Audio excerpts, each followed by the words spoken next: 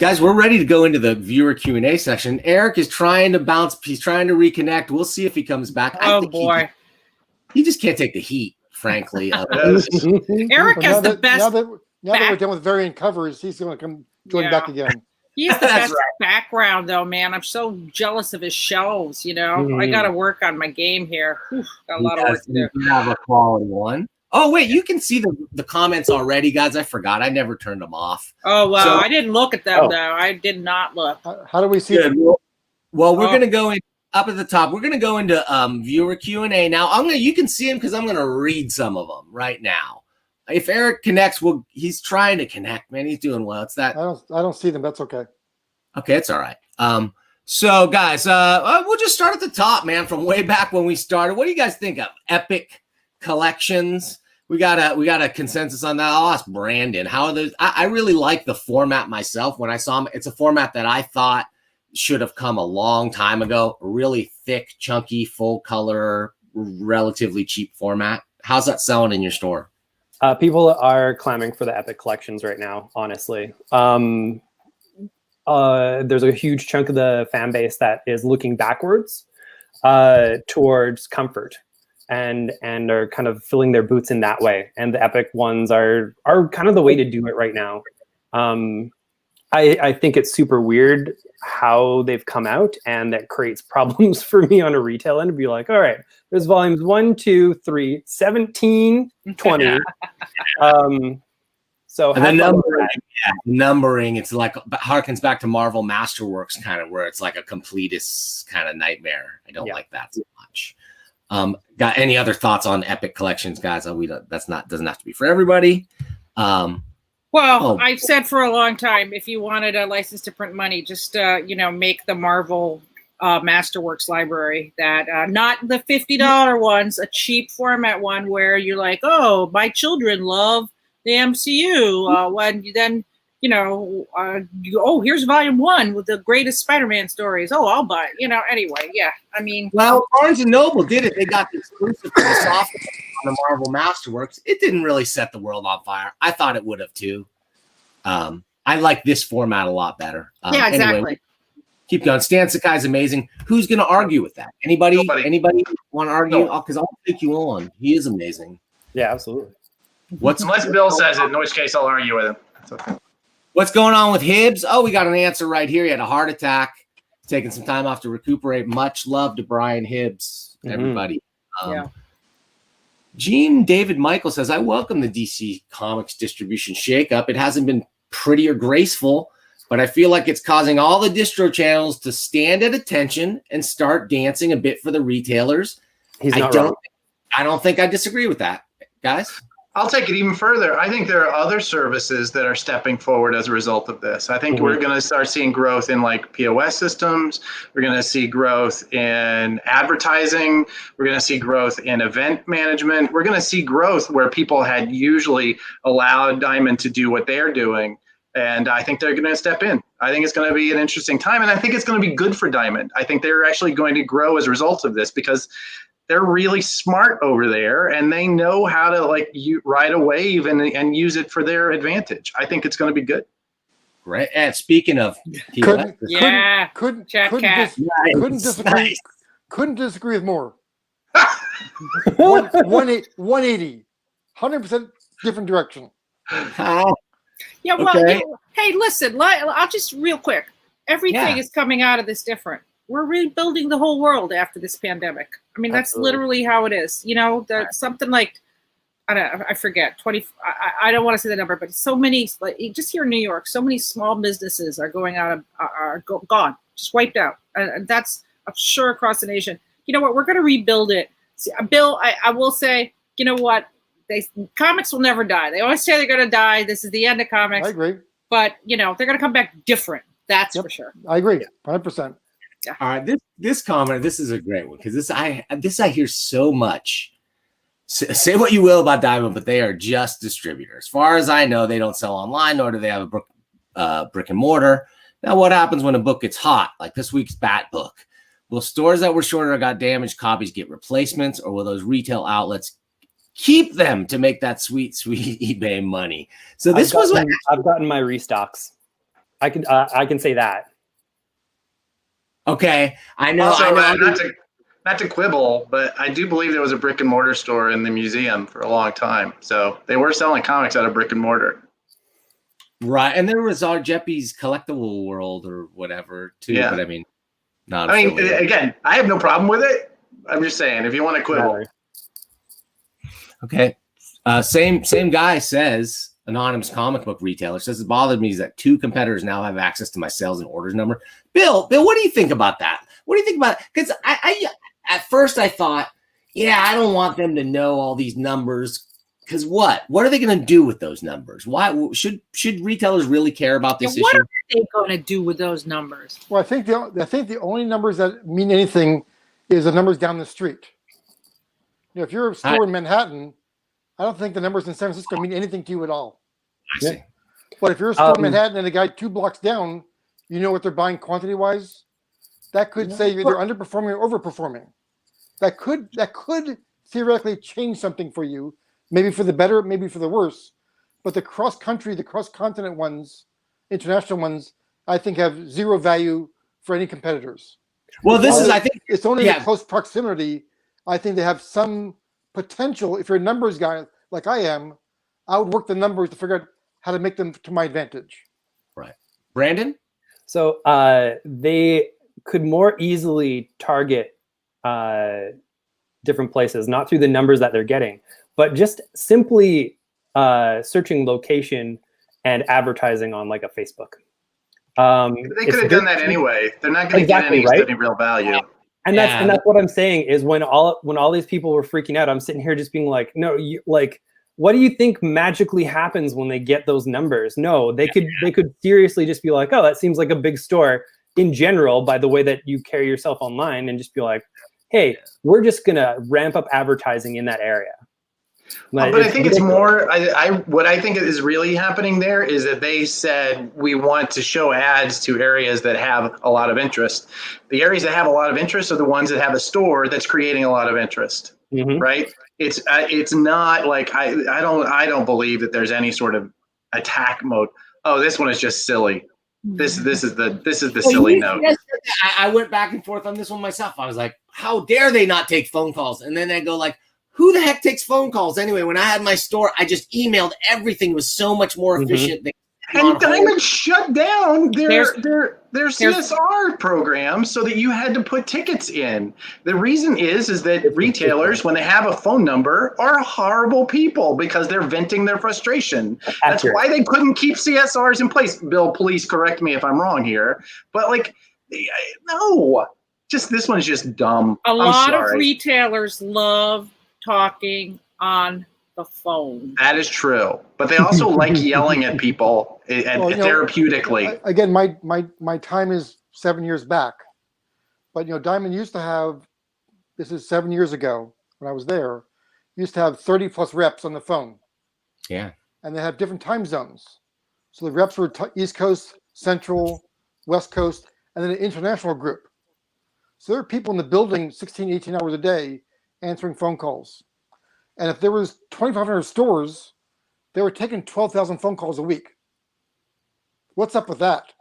I mean, I think it explains everything. I mean, that's a ridiculous number of phone calls. Yep. Yes. And I would say if Diamond didn't take those phone calls, there would have been a monster riot. There would have been outrageous calls for heresy if Diamond didn't take phone calls.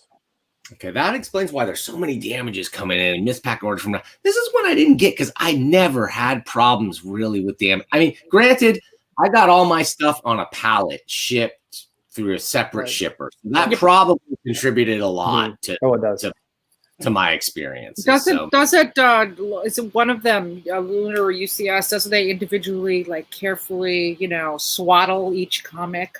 That would be Lunar, yeah. Yeah, hey. They're doing the bubble wrap. It looks fantastic. And I think it does protect the books. But if you're a big account of DC and you're not going via truck, it's going to add freight costs. Yeah. Well, listen. Because the bubble wrap adds a second box. Every box has the first pound rate, which is substantially more than the second pound rate. Right.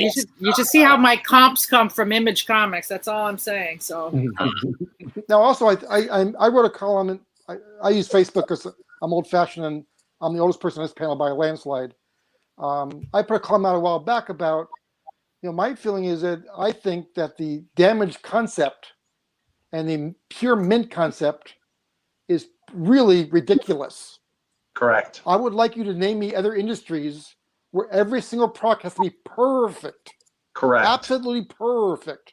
They're hard to name. I came up with a couple, but the reality is, if we said to retailers, you can get one half of 1 point extra discount, don't call anything in. You're done. You're already compensated up front. 99.9% of them would make money not calling in damages, and Diamond would make money not processing the phone calls and replacing the few damages. The mint culture, which I used to be a collector, and I like mint. I want to put them in a plastic bag. I want to bat it. I want to put them in a board. I want to put them in a long white coffin box. But the mint culture, it's impossible to ship floppy books, mint, consistently, 52 weeks a year, and get them on the rack. Because when you get them on the rack, think what happens. The consumer walks in and goes like this. He's looking for a mint copy. And he damages all the copies, find the mint one. It's impossible to deliver mint across the board.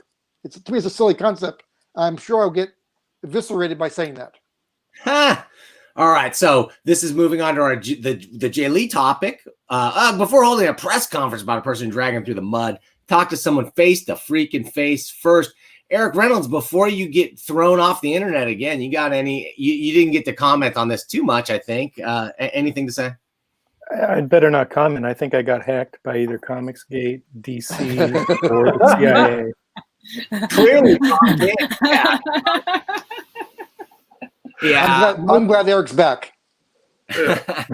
Most people say, yeah, it should have been addressed, but I think it really comes down to this. Like, if you're going to call somebody out and you know that person, you have the ability to contact them, I think it just makes sense to contact them, I guess.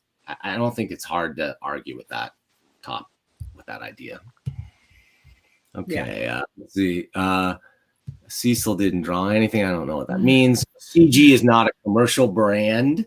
You got that right, Val. It is the antithesis of a commercial brand. No comment has been more adroit than this one. This is today's correct comment. Comics Gator said some seriously heinous crap about Tess Fowler this week. This is one, to me, was almost the final straw. To me, personally, because I just said, I've been in conversation with Ethan Van Sciver before. He wants to come on this show. And I was ready to talk to him and interview him and talk to him. But then I saw this link from Twitter. It went wide, man. Guy's saying, F you. I'm glad you have cancer because you tried to get me fired or tried to get me out of the industry. I think it was disgusting on a lot of levels. Mm-hmm. Guys, any comments on that, or is that enough said? I think there's a lot of talk about free speech or free will. And, if you choose to act like an asshole, I choose not to have anything to do with you. Bingo. Simple. All right. That's hard to disagree with. It wasn't just about the cover. Dynamite and Comicsgate are more similar than perhaps some of their folks like to believe. Okay, so this is where the guilt by association thing comes in. This is where the Jay Lee thing, is Jay Lee now, I saw the tweets out there, and I saw on Facebook a lot of discussion about this, and there are many who say Jay Lee should have known, he should have done his due diligence, and the fact that he didn't, I don't care. It's going to affect his ability to get work in the future, perhaps. Eric, what do you think, man? If Jay Lee came to you, I don't think that they're necessarily his kind of publisher house, but why not? Maybe he could do something that you guys would do. Would this a brouhaha affect your decision in any way whether to publish someone? I find the Comicsgate folks and everything I hear about it so repugnant, but it's also so completely foreign to me. I feel like it exists in a completely different world. That when I hear people talking about, Ethan Van Sciver, I live in a Noah Van Sciver world. and I'm really happy about that. You know, it's foreign. It's another universe, and there have always been pockets of comics that have been a completely foreign, world to me. Right. But this one is, it's underscored by the fact that it's just so morally and ethically and just socially repugnant. I want nothing to do with any of it. So yeah, it would. It would influence my decision. I want to touch it with a 10-foot pole. Okay. I mean, I support free speech, but as a publisher, I also don't want to profit off of anything that's, that I think is perpetuating, any of the points of view that I've seen expressed, most notably like what you were talking about this week. I did see some of those tweets about Tess Fowler tweeted, and I watched a clip of these guys that I don't know talking about her having cancer as if she deserved it. And I just can't even, I don't know any of these people, but I just can't even fathom why you would go on a camera and talk about somebody deserving cancer. What else do you need to say? I mean, if there's not karma, let's just hope there is. All right. Yeah. So okay. So why are the stores going out of business? I think besides, if it weren't for COVID, shops are in trouble anyway, right? Comic shops, they weren't. I mean, the market was doing better. 2019 was a good year for comics, but if you look at the general trend line, I'm not sure. If you look at the number of direct market stores, but Adam, you're shaking your head. Tell me why you're wrong. Tell me why I'm wrong, rather. All the data I've seen is right up before COVID. The number of stores it was like plus or minus 4% for 15 years. It was the most stable. It is the brick and mortar, it is the ideal for brick and mortar retail is the direct market. And post-COVID, I'll tell you, just recently I did a survey for one of my clients where I talked to a little over 100 stores, and the only ones that had closures, the only ones that had closed, and that was specifically about looking at these, were the ones with multiple locations. Like they closed at one of their multiple locations. But none of the single stores had yet closed. I don't think Bill's wrong. I think we're in for a long haul, and we have no idea what that long haul is going to look like for government assistance, for people's income. We have no real clue, and it's entirely possible it's true. We're in for a culling, but up until this point, direct market retailers were the quiet champions of brick and mortar. So I don't see that at all. This idea that stores have been closing is just wrong, statistically speaking. I just want to jump in for a second and say that I don't always disagree with Adam, and I'm not in this case. I think there is the passion of that store owner or that store clerk, the guy behind that counter, is incalculable how valuable that is. Yes. They are the gatekeepers. They are the community builders. They are all the special words. I mean, my limited vocabulary doesn't have the right words to say it all. That very few industries have. I think like people in the quilting business have that. Right. That's a tough business. No, you're right. Specialty retail, right, has it, but right. Bill and I are agreeing. Can we shut it down now so we can go out on a high? No one's recommending we invest in quilting futures, though. I don't know. It's going to be a long, cold winter, Eric. Huddle up in our homes. Okay, the reader market and the collector market at this point in time are almost completely different groups. Sure, there's some overlap. I have some collectors that collect a ton of. Yeah, that's absolutely so true. I just want to say, every time I come on this, that is brought home to me. Like talking about the variant covers, and last time I remember Jesse James, was talking about the back issues, and I was like, I think I said at the start, I was in my storage unit today. And I'm sitting on a treasure trove, okay? Right. It's like, I'm like, you know what? I don't need these things. So I am going to try to find a home for this collection. And You know, people like to have things. So do I. And it's very different from the reader market. It's very, very different than. So wait, what are you saying, Heidi? You're saying you're a reader and not a collector? Absolutely. Well, I'm a reader who collects things. I'm You're a hoarder. You're a hoarder. I'm a hoarder who likes to read. So You're a gatherer. I think what I'm going to kill this right here. I'm going to do my McLaughlin Group moment and say you guys are wrong, because that the collector and the reader market, there is a humongous overlap between those things. And one feeds the other. And they both feed the other for sure. It took me a long time to come to terms with that. But Eric Reynolds, I'm looking at you. So like, you're a reader market kind of guy. But dude, I know you collect things. Look like at that. Look at that room. I'm like, oh. Yeah, like the evidence is there. Tell me what you think about this, about the overlap between these.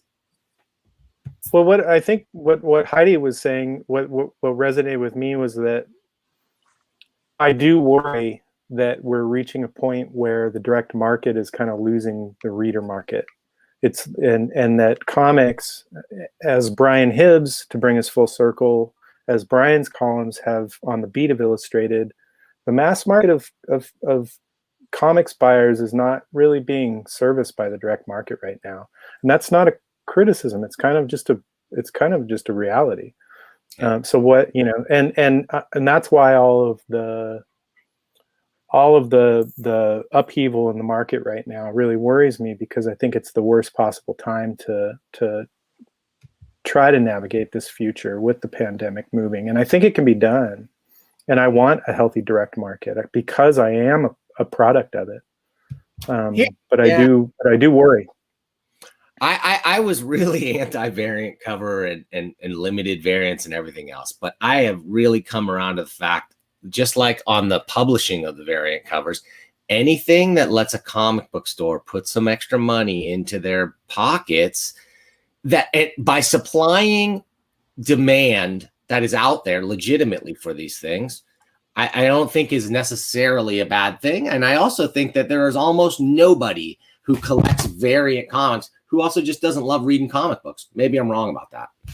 I think all of those decisions individually are justifiable and you know, and not bad ones to be made. But I think collectively they're not serving the industry for all the reasons Bill has already stated. Yeah. I think a lot of what we're talking about here is sort of a disconnect between terms specifically, like, a reader and collector, they do have quite a bit of overlap. What we're dealing with is, and I always tell people, I'll never fault anybody for selling a comic to make money, because like, that's my business. Right. So if someone's coming in and buying these up because they're hot, that's a different thing than a collector. That is a form of commerce, and I think that the way that it's being exploited is causing damage. But there's nothing wrong with collecting. Okay. Yeah. I will say that I recently did a poll for another client, and one of the things I found was really interesting was to work. When I asked them what brings Wednesday Warriors in, I was surprised at the number of stores that I thought was really reader centric, who said that the speculators actually make the Wednesday Warriors more confident about their purchase. So if the speculators are after a book that you were already buying, you're like, oh, all right. I mean, I was only going to pay $4 for it and read it, but now it's worth $30. Doesn't change anything. They're still not going to sell it. Yeah, there's some validation behind it. Yeah, there's something to it. Okay, wait a minute. Now we got Heidi Mack. I got like 5 comics in a row queued up straight for you. I'm going to isolate you, and we're going to jam through them. Let's go, Heidi.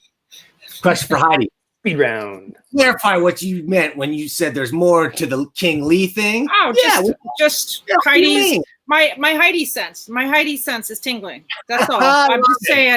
I'm just saying that's, I have no knowledge of it, but I'm just saying there's more to it. Okay. I mean, that's Heidi, what's your take on the Whisper Network article by Bleeding Not Cool But Fool? You were referenced in this article. You're in that. From I've taught you, yeah, Mr. Dongs. You know, I've talked to a lot of people. I'm like, are you in a private group on Facebook? And they're like, everybody is on a private group on Facebook. So everybody belongs to a Whisper network. So I can't wait to screenshot yours. I mean, it's a non-issue. You know, I mean, everybody has private groups. All right, who here in this chat is on a private group on Facebook?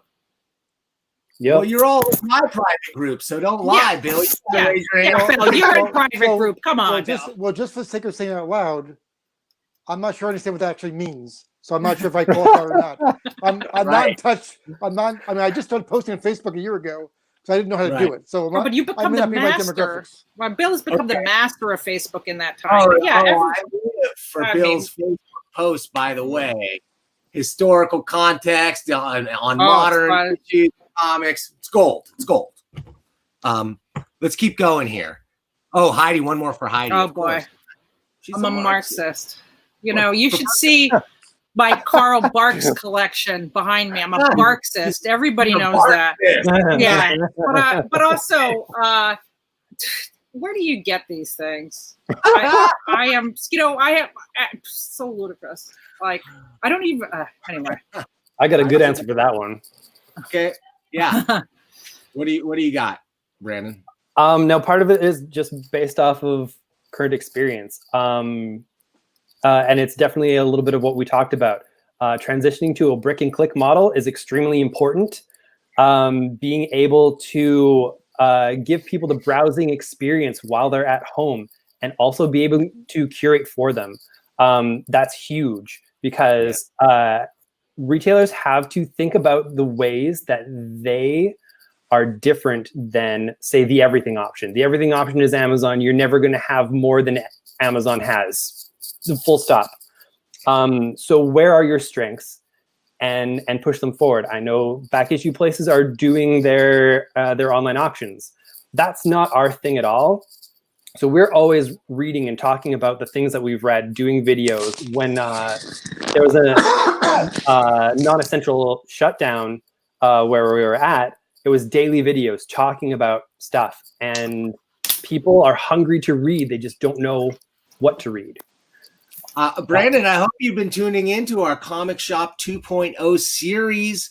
We've been looking at all the greatest tips and tools, all the software tools of the industry. We happen to be sponsored by Manage Comics and Comic Hub. And next week on this very show, the creators of those awesome systems are going to come here. They're going to demo new features. They're going to drop new things. They're going to be on the same show, their competitors, but they just want to show the vast array of tools for the industry. So come back. You know, just real quick on that. You know, I said I went to my local JHU, and you know, I should connect you with Nick, who works there, because he has a lot. He's very opinionated. I'm sure he'd love to chat at some point. But you know, he was saying about how, you know, they didn't have robust brick and click. And that's exactly it. It's like, oh, well, I guess, you know, so one of these days is today. And, you know, that's what, now it's, you know, it's doing well for them. And some people mail order has been almost same as like Adam was saying, more than they were making before. And, you know, the shops that are survivors, you know, there's so many passionate, tenacious people in this industry, and they'll drag them out, you know, like that. That's how they'll pull them out. You know, their fingernails will be ripped right out. So they'll do anything to survive. You see this? Heidi is a booster of businesses, of so many businesses. She's just a supporter of so many things.